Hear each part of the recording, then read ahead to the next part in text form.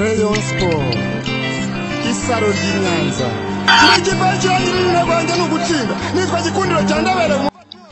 Twongeye kubasura nshuti bakunzi ba Lost Talent Rwanda aho muherereye hirya no hino mu gihugu ndetse yo hanze yacyo, twizere ko mumeze neza.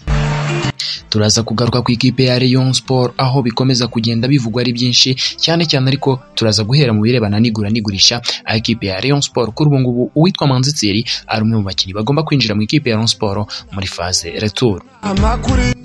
Siwe gusa turaza kureba kuri Ruvumbu Ertenzing ugomba guhaguruka i Kinshasa ku munsi w'ejo aza i Kigali gusinya igihe cy'amezi 6 mu ikipe ya Rayon Sport.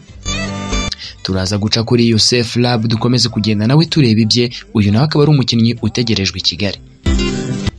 Ni byinshi cyane bikomeza kugenda bivuga muri ikipe ya Rayon Sport nyuma gutsindwa n'ikipe ya Etincelle, uwahoze ari vice president w'ikipe ya Rayon Sport ngo yaba yaraye mu maboko y'abashinzwe umutekano.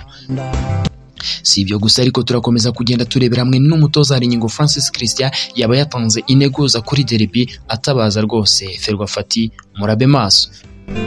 Turakomeza kandi kugenda tureba amakuru menshi akomeza kugenda avugwa muri ikipe ya Rayon Sport, dore ko amakuru tubafitiye abari menshi. Icyo usabwa urakizi no gukora subscribe ukareba hejuru ahantu hari akazogera ugakandaho kugira ngo uko dushyize ikiganiro ujye ubasha kudukurikirana mu bambere. Iyi ni Lost Talent Rwanda, nge ndi Modric.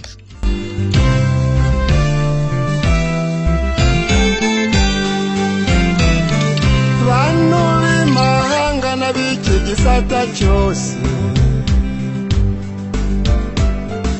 benshi muri uwo muhanzi ati benshi muri mwe Rayon niyo nshuti, twizere ko rwose abakunze ikipe ya Rayon Sport muri kugenda mugarura agatege nyuma yo gutakaza ku munsi w'ejo.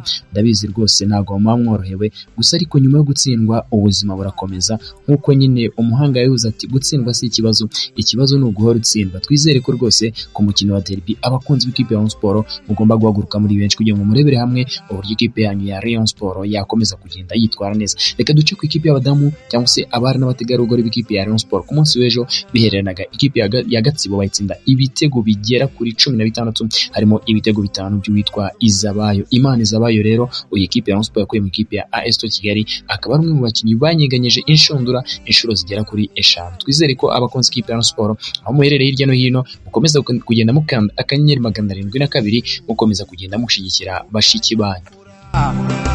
Reka tuve ku ikipe ya Rayon Sport tujye ku ikipe iyo ni y'abadamu twavugagaho. Reka tujye ku ikipe y'abagabo. Ku munsi w'ejo yatsindwaga n'ikipe ya Etincelle ibitego 3-2. Hari byinshi byakomeje kugenda bigaragara nyuma y'uko umusifuzi bita Umutoni Aline yaje kugira gutya rwose atengwa ikipe ya Rayon Sport, uretse ko barongeyeho iminota 2 nyamara umupira warahagaze iminota myinshi. Ni nyuma y'uko byagaragaraga ikipe ya Rayon Sport itangiye gushyira pressure ku ikipe ya Etincelle ishaka kwishyura, yari maze kugombora ibitego 2. Ahangaha rero icyakomeje kugenda kigaragara ni umusifuzi waje kongeraho iminota 2, maze abakunzi b'umupira w'amaguru bari bitabiriye match bati uwatwimye penalty watanze amakarita y'imihondo kugira ngo abakinnyi bacu bazasibe kuri derby. Ati none dore ukomeje no kugenda rwose ugaragaza ubudasa wongeraho iminota 2, ikigaragara wari inyuma ya Etincelle.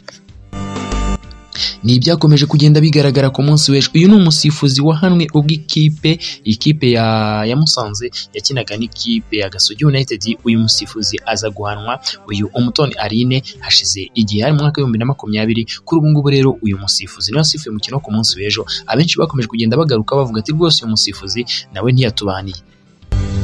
Ni umukino umutoza Haringingo Francis Christian yakomeje kugenda atabaza Ferwafa avuga ati Ferwafa rwose murabe maso, ibibereye hano biragaragaza ikibyihishe inyuma ko rwose no kuri derby bishobora kuzaba. Ati ikigaragara abasifuzi ntago bari kubanira ikipe ya Rayon Sport. Ati kandi byanze bikunze hari ikintu kiri inyuma y'ibi byose, ikigaragara no ku ikipe ya Rayon Sport rwose gutwara igikombe birashoboka. Atari ifirimbi iri hanze rwose murabe maso, murabe maso. Ibi ngibi umutoza Haringingo Francis Christian akaba avuga ko nibikomeza gutya rwose, ati wakurikije uko yabonye yasifuriye kuri match ya Etincelle, ati ikikomeye cyangwa se icyo agomba gukora ni ugutegura abakinnyi mu mutwe. Ati ndabizi neza kuri APR FC bwo bizaba ari ibindi bindi. Ati niba mbasha kwibwa kuri match nk'ingi ya Etincelle, ati kuri match ya APR FC naho nzibwa byanze bikunze. Ati rero icyo nsabwa no gutegura abakinnyi mu mutwe kugira ngo ntibizabakoroge cyangwa se ntibazikoroge mu mutwe, kuko kwibwa bwo tuzibwa. uwo ni umugabo wa Nyingo Francis Christian rwose yakomeje kugenda atanga integuza avuga ati ndabizi Filimbi ntabwo izaba ari nziza kuri match igomba kuduhuza n'ikipe ya Etincelle na ya APR Politon, ati nkurikije ibyo maze iminsi mbona ikipe ya Rayon Sport uburyo imaze iminsi isifurirwa, bati ntacyo niteze kuri match ya derby cyane cyane kubirebana n'imisifurire, ati ngiye cyo nzakora no gutegura abakinnyi banjye mu mitwe, atariko imisifurire rwose ndizeza abakunzi b'umupira w'amaguru, ndizeza abakunzi ba Rayon Sport nanakangura Ferwafa kuba maso ko imisifurire itazaba ari myiza. Ubu akaba ari umutoza w'ikipe ya Rayon Sport hari Nyingo Francis Christian rwose ku munsi w'ejo watakaje akomeza kugenda yikoma umusifuzi umutonarine ati rwose ati uyu musifuzi yatwibye nta muntu utabibonye, ati rero ibi ngibi ntaho rwose byageza iyo umupira w'amaguru mu Rwanda, ati mwese mwabyiboneye mwari muhibereye, ibyo yakoze ntacyo navuga atakoze, ati ibyo yakoze mwese mwabyiboneye, ati rero ibi ngibi byo rwose nibikomeza gutya bizatuma umupira w'amaguru ukomeza kugenda ugana ahantu habi. Ubu akaba ari umutoza Nyingo Francis Christian uyu nguyu agaruka ku musifuzi wo ku munsi w'ejo. Ibyo ngibyo kandi byabaye ku munsi w'ejo byatumye uwahoze ari vice perezida w'ikipe ya Rayon Sport ku munsi w'ejo afatwa nyuma y'uko bivuga ko yashatse gusagarira umusifuzi, maze abashinzwe umutekano baritambika aza gufatwa arafungwa, ariko yaje guhita arikurwa, ntabwo yigeze arara mu maboko y'abashinzwe umutekano kuko nubwo yakuye kuri stade nyine akajyanwa mu modoka y'abashinzwe umutekano, ariko byaje kurangira uyu mugabo arikuwe. Uyu nguyu akaba yarashinjwaga ko yashakaga gusagarira umusifuzi.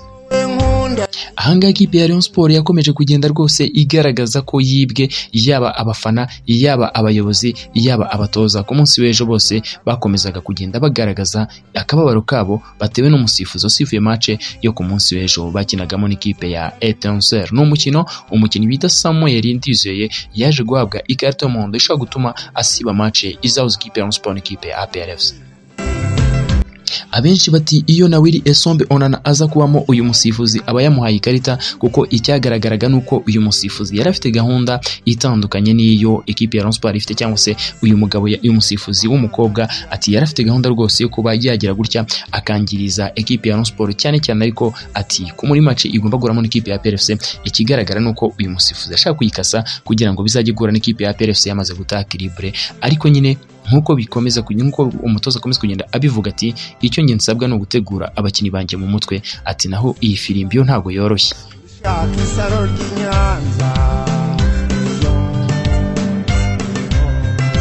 Ngayo nguko rero reka tugaruke ku bakinnyi batandukanye. Uwitwa Manzi Thierry nyuma yo kuvuga mu ikipe ya Rayon Sport muri Fazare, ariko bikaza kurangira uyu Manzi Thierry bamwugize gutya abakunzi b'ikipe ya Rayon Sport bamwe rwose bati uyu mugabo ntago twamwakira bitewe n'ibintu yakoreye ekipe ya Rayon Sport, ati ntago ari umukinnyi ukwiye kuba mu ikipe ya Rayon Sport. Nyuma yuko uyu mukinnyi yagize gutya akajya kuri mikoro ubwo ikipe ya Rayon Sport yari imaze cyangwa se yari yenda gutwara igikombe cya shampiyona mu mwaka wa 2018, uyu mugabo ajya kuri mikoro, so ni mu mwaka wa 2019 uyu mugabo ajya kuri mikoro ati kuva namenye ikipe ya Rayon Sport n'ikipe yambura, ati rero ibiba byabaye ntago ari ibintu bisanzwe, ati ikipe ya Rayon Sport yakomeza kugenda yambura abakozi bayo, atariko gusa ntago ari ibintu bya none, ati nge namenye ubwenge ekipe ya Rayon Sport ari uku nguku ibayeho, ati rero nta kiba cyantunguye. Ibi ngibi byatumye abakunzi b'ikipe ya Rayon Sport bakomeza kugenda bamwikoma, ndetse nyuma gutangaza ibyo ngibyo yahise ajya muri APR FC, ariko ntago abakunzi b'ikipe ya Rayon Sport bigeze bishimira ibyo umugabo yakomeje kugenda atangaza,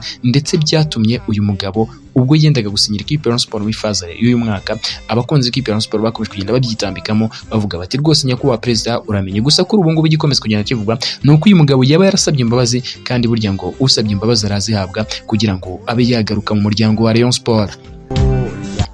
Manzi Thierry rero akaba ari umwe mu bakinnyi nyine abakunzi ikipe ya Rayon Sport bakomeje kugenda bagarukaho bati ni umugabo wageraga gutya akava hanze muri za Fireba aho yakinaga akaza muri vacances mu Rwanda, aho kugira ngo asure ekipe ya Rayon Sport yamugize uwo ari we akigira icyorongi akajya kureba uko ikipe ya APR FC ibayeho. Bati rero tesi yungu we ntago yabahagarariye inyungu za APR FC mu ikipe ya Rayon Sport. Ibyo nibyo abakunzi ikipe ya Rayon Sport bakomeza kugenda bavuga ati none mu bihe nk'ibi ngibi rero ikipe ya Rayon Sport iba yitegura ati guhangana n'ikipe ya APR FC, ati ntago yabyoroshye. Gusa ariko Manzi Thierry ni umukinnyi w'umuprofesiyoneri, ndizera ko ibyo ngibyo atabikora, kandi niyo yabikora ndizera ko ubuyobozi bw'ikipe ya Rayon Sport buri maso. Ubwo rero Manzi Thierry akaba ari umwe mu bakinnyi bari mu biganiro n'ikipe ya Rayon Sport ugomba kwiyongeramo kugira ngo akomeze kuza agira icyo yafasha ikipe ya defense y'ikipe ya Rayon Sport igaragaza ko inaniwe cyane, kuko ni defense imaze gutsindwa ibitego bigera muri 12 mu gihe ikipe ya Rayon Sport imaze gutsinda ibitego bigera muri 16.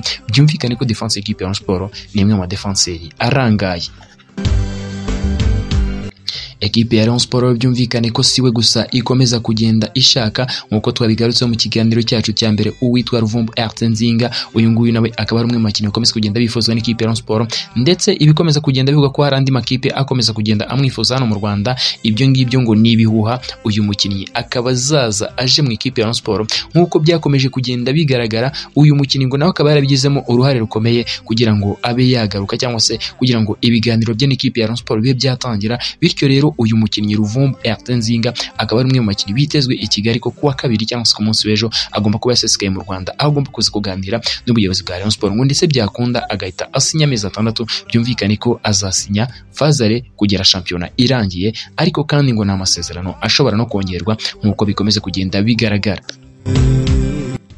Uyu nguyu rero Ruvumbu Nzinga akaba ari umukinnyi wavuye mu ikipe ya Rayon Sport yerekeza mu gihugu cya Angola, aho uyu mukinnyi yagiye muri Premier d'Agoste, aho uyu mukinnyi yaramaze imyaka igeze kuri 2, ariko amasezerano yaje kurangira ahita yisubirira iwabo i Kinshasa. Kuri ubu ngubu rero akaba ari umwe mu bakinnyi bagomba kugaruka mu ikipe ya Rayon Sport, akaza gufasha abagenzi be, cyangwa se akaza gufasha ikipe ya Rayon Sport yahozemo kuba yakwegukana igikombe cya shampiyona, dore ko abakunzi ikipe ya Rayon Sport kuri ubu ngubu imbaraga zose bazishyize ku mikino 2 isigaye. Umukino ugomba guza ikipe ya Rayon Sport n'ikipe ya Gasogi United, ndetse n'umukino ugomba guza ikipe ya Rayon Sport n'ikipe ya APRFC, kugira ngo byibuze ikipe ya Rayon Sport ibe yasoza fazare ari ikipe ya mbere, kugira ngo muri fazare tour abakinnyi zaba yazanye byibuze bazarebe ko hari icyo bayifasha kugira ngo ikomeze kugenda iyobora urutonde rwa shampiyona. Dogora bega micyara bayobora amajyepfo na polisi. Igikomeza kugenda kigarukaho rero nyuma y'uko ikipe ya Rayon Sport muri pre-season yagaragaza ko ari ikipe iri ku rwego rwo hejuru. Murabyibuka ikipe ya Rayon Sport ikina na za Singida, ikina na za Vipers, ari ikipe iri ku rwego rwo hejuru. Kuri ubu ngubu rero igikomeza kugenda kibazwa na benshi, ese ikipe yo bimeze gute? Yego nibyo abasifuzi ntago bari kuyibanira, ariko n'urwego rw'imikinire yayo muri iyi minsi ikomeza kugenda igaragaza ko ari urwego ruri hasi, atari ya Rayon Sport twabonye muri pre-season, atari ya Rayon Sport twabonye ikina imikino ya gishuti igiye itandukanye. Bati ikipe ya Rayon Sport byabiterwa n'iki kugira ngo ikomeze kugenda, aho kugira ngo abakinnyi uko bagenda barushaho kugenda bamenyerana, ahubwo kugira ngo bakomeze kugenda bakina neza, bakomeza kugenda bakina nabi. Abakunzi b'ikipe ya Rayon Sport ku munsi w'ejo rero ibyo bakomeza kugenda baganira bibaza ati se byaba biterwa n'iki, n'iki kiri inyuma y'ibi ngibi? Ariko nyine ibyo byose akaba ari ibintu umutoza Nyingo Francis Christian agomba kugenda akosora, kuko ugiye kureba koko urwego rwa Rayon Sport aho kugira ngo ruzamuke ruramanuka. Ibyo abantu bakomeza kugenda bibaza kandi rukamanuka bigeze aho ikipe ya Rayon Sport yari ikeneye umusaruro. Abenshi bati ese ikipe ya Rayon Sport izakomeza kugenda imanura urwego cyangwa se izakomeza kugenda iruzamura? Ati nibikomeza gutya rero no gutakaza igikombe cya shampiyona biracyashoboka.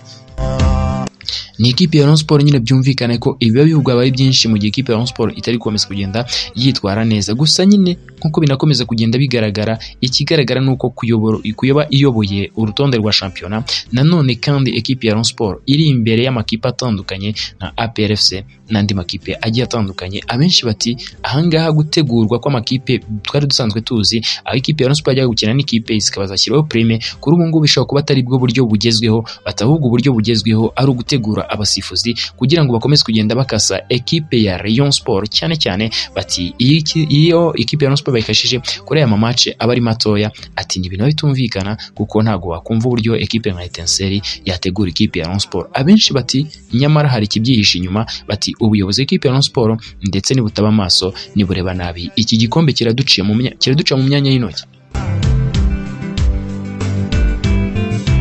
Ni byinshi cyane biba bivugwa, ariko icy'ingenzi ni ugutegura ikipe ihangana, bakagura abakinnyi beza, by'umwihariko byo noneho kuba ikipe ya Rayon Sport ibashe kwitwara nabi mu mikino ya nyuma ya fazare. Byibuze biri kwereka abayobozi b'ikipe ya Rayon Sport ko hari icyo bagomba gukora kugira ngo fazare tour ikipe ya Rayon Sport izakomeze kugenda yitwara neza. Ati kuko aho kugira ngo yitware nabi cyangwa se yitware nk'uko iri kwitwara gutya muri fazare tour, yakwitwara gutya muri fazare ibikosorwa bigakosorwa, ariko muri fazare tour akaba ari match cyangwa se akaba ari ikipe ya Rayon Sport izabikina umupira wo ku rwego rwo hejuru. hejuru, akaba match ikipe ya Rayon Sport izaba yarakosoye amakosa yose yakozwe muri Fazal. Reka tubashimire rero, iyi ni Lost Talent Rwanda nk'uko bisanzwe, njye Mbadi Modric, Mbadi kumwe na mugenzi wanjye Posta gusa kuri uyu munsi ntabwo yabashije kuboneka, ubwo twizere ko tuzagusubira mu biganiro byacu biri imbere. Ciao ciao. abawe bakame nza kujyana i Kanombe twibire mu birere